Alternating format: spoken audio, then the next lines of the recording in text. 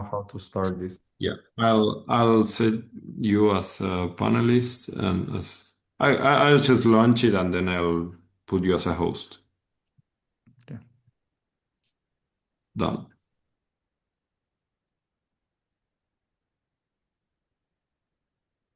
Okay. Are we live then? Yes, it's live. Okay, awesome. Welcome everyone. Hope you're having a nice day.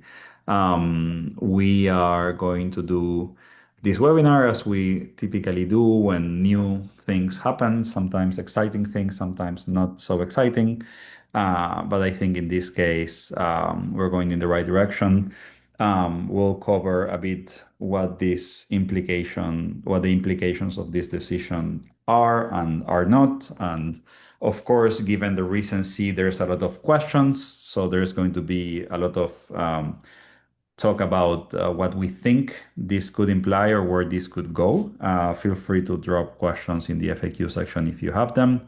But before we go, just want to introduce us. We are Tukki. We're a legal tech startup working with US immigration. With me, Sasha from the growth team, and Dobrina, our lead attorney, which has more than 15 years of experience in US immigration, who is great, and going to be explaining a bit of what's new with US immigration and what can we expect and what we cannot expect. So let me share a bit a small presentation we did for this. Um, okay, so Dobrina, I'll pass it to you so you can start enlightening us of what's happening here. Thank you. Well, I'll try. I don't know about the enlightening part, but we'll try. We'll do our best. So just a short agenda. So we're it keeps us organized. We'll go over a little bit the background of the lawsuit, the Dorcas lawsuit that came down last week. What changes, what it doesn't change, what policies are vacated, at least as of today, the 39 countries and why it matters. And I think most of the questions that we got were like, what is the impact on the pending cases? So if you're, one of those from one of those 39 countries and you've already filed your case, whether that's adjustment of status, whether it's work authorization, or any benefit that you're requesting from USCIS, what happens now? Like, you have a pending case, and then with the lawsuit, are you going to be impacted, and if yes, how? And then also based on the case, like what USCIS must do now, which is always a great question, and some action steps for people that are affected, and then of course Q&A. So pretty short presentation. It's more for informational purposes, especially again for people, who are who have pending cases and who are planning to file. So background on the lawsuit, just as an intro, Dorcas International of Rhode Island. It's a nonprofit refugee resettlement and immigration services organization. Obviously, the defendants are our friends at USCIS and DHS. It was a federal district court, and basically the specific USCIS adjudication policies challenged as procedurally and substantively unlawful. So, what were those policies? As you remember, they came out with this memo saying, like, okay, we USCIS will stop processing cases for people from like those 39 countries. Pretty much any benefit that you're requesting, they will accept the application, you'll get a receipt notice, but they will not you will not get a decision.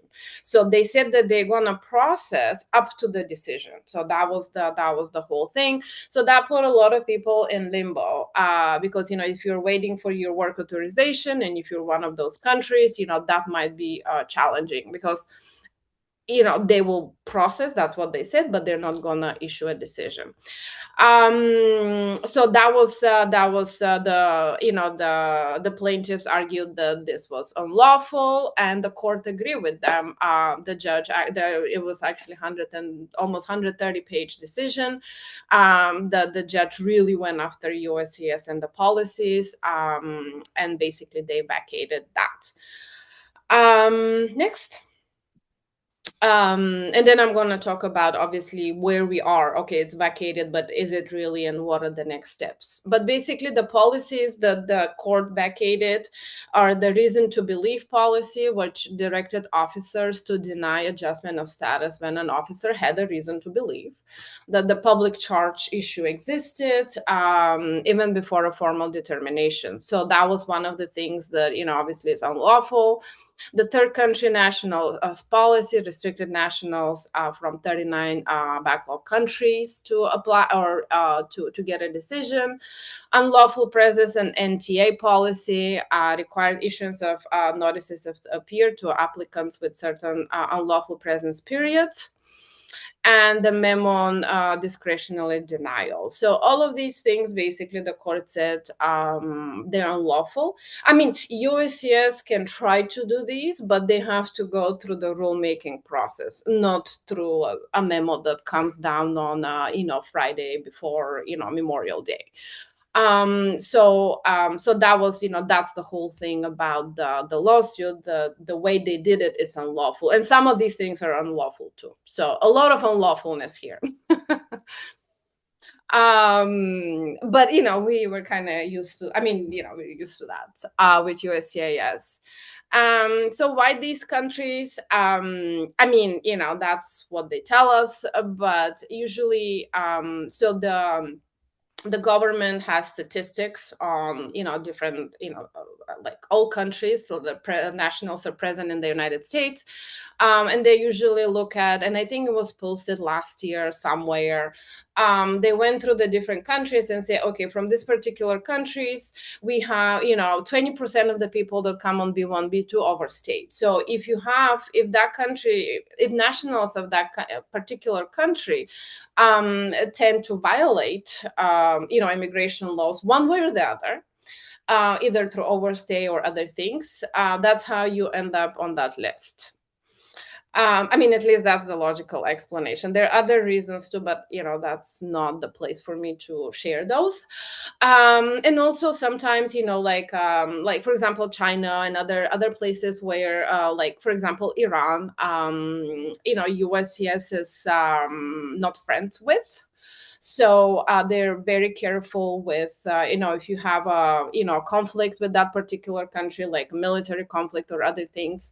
For example, with Iran right now, that's how you end up on that list as well. There's no diplomatic relations with Iran. We don't have a consulate there, and there's no U.S. embassies, and that's been for a while, nothing new. But that also adds to it gives you points to get on that list. China, of course, we know U.S. has issues with China as well, especially for some time, like highly educated Chinese nationals that come to the U.S. and there were issues with spying and other things. So those are some of the reasons for some of the countries, and then of course others, just purely because some people in the administration don't like that. But yeah, so that's kind of how that list was created, at least based on what we know, based on what's in the media. And I think this is probably the most kind of important for people and the questions that we got on pending cases. So adjustment of status, and other cases like work authorization, travel permit, pretty much any benefit that you got, you ask for with USCIS. So according to the court decision, they should start processing these cases. They should not, all of this, the NTA thing, it's vacated. The discretionary denials are vacated. So unfortunately, we will not see, your case will not get approved tomorrow. So just because this is vacated doesn't mean USCIS will jump on and adjudicate your case tomorrow. So what's happening from here is the government may appeal that decision. They have that right. There's no appeal yet. At least I'm not. I don't know. As of today, I haven't heard of an appeal. It might happen. It might not. But as of today, we don't have an appeal.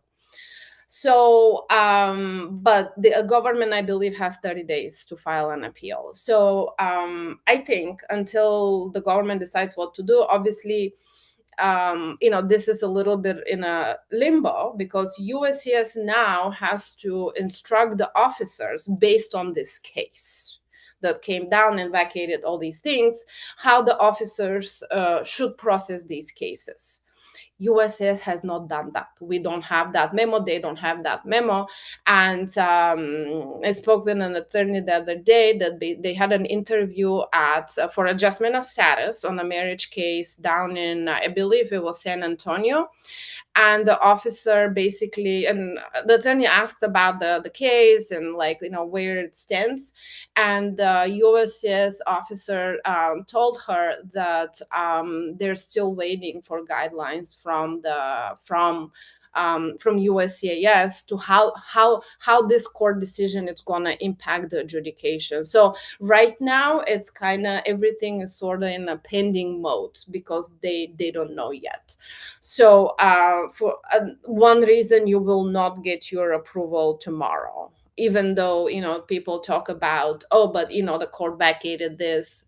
Yes, but there are steps to be taken after that decision. Obviously, if the government decides to file an appeal, then that will get, it will take some time before this gets resolved. And until that time, everything is sort of going to be in a pending status. Now, the other thing is, though, the government might decide not to appeal because technically they really, yeah, they hate the decision. Yes, it was really bad for them.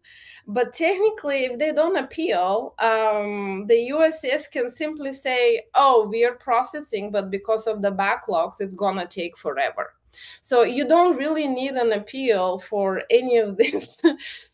Because they're one already doing it, and two, they can say yes, we are processing, but it's going to take forever because now we have 11 million plus cases, and since people kept filing, we have a backlog.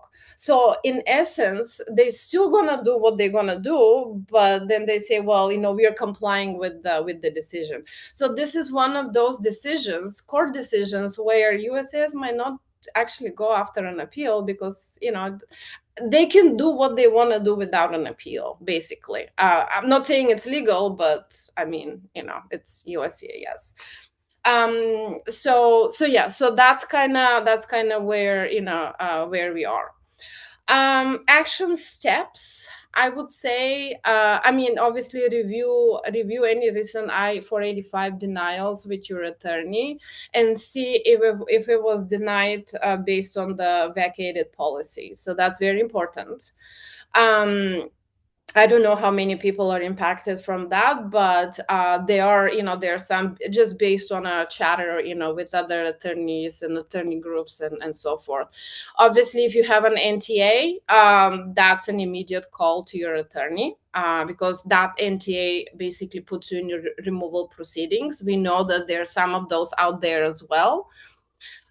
Short term is monitor USCIS guidance and any updates. Of course, we will update you, and the second something comes down. As of right now, as I said, USCIS is silent. They didn't comment. They didn't say anything.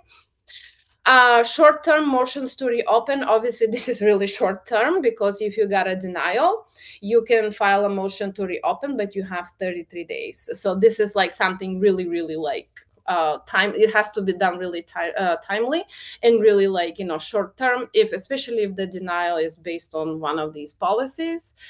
And then obviously like all of us, stay current on USCIS issues and the guidelines that it's gonna come down. I don't know if you have another slide. Yeah, so key takeaways is basically the court ruling is nationwide. So this is important actually because we had a few court rulings before that. They were basically the court said the same thing, but they were particular to the people that were the plaintiffs. So they didn't apply to didn't apply to others or nationwide. But this one in particular did. Prior denial based on vacated policy are potentially reversible through motions to reopen. But we can do all this once USCIS comes out with actually the new policies based on this decision. And I think the last one is like audit pending and recently denied cases for exposure to the vacated policies. So I think that those are the key takeaways, the action items. I know not many, but at least you're not wondering like where's my case, does this apply to me, what's gonna happen. At least you have some clarity in terms of where we are right now. So. Yeah, no, thank you, Dobrina. And we wanted to just do this quickly, even though there was not, we still need to wait a lot, but we have been receiving a lot of questions about the implications. So we just wanted to clarify quickly on this short webinar what we know, what we don't know. And as Dobrina was saying, like what are the real implications and what are not so realistic expectations, at least for now. So again, we'll keep you informed as soon as we see there's some internal policy change at USCIS, or we're also, of course, very connected with the entire immigration community. So every time we see, even in our cases or someone else's cases, that this starts to get approved or different adjudications start to happen, we'll of course keep you informed as always.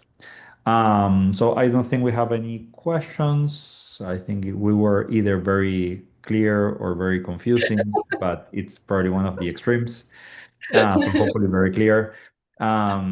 So thank you all for coming. We'll again keep you updated on new things, and we'll keep doing new webinars as new things keep changing. So thank you again for coming, and see you at the next one. Thank you. Bye bye.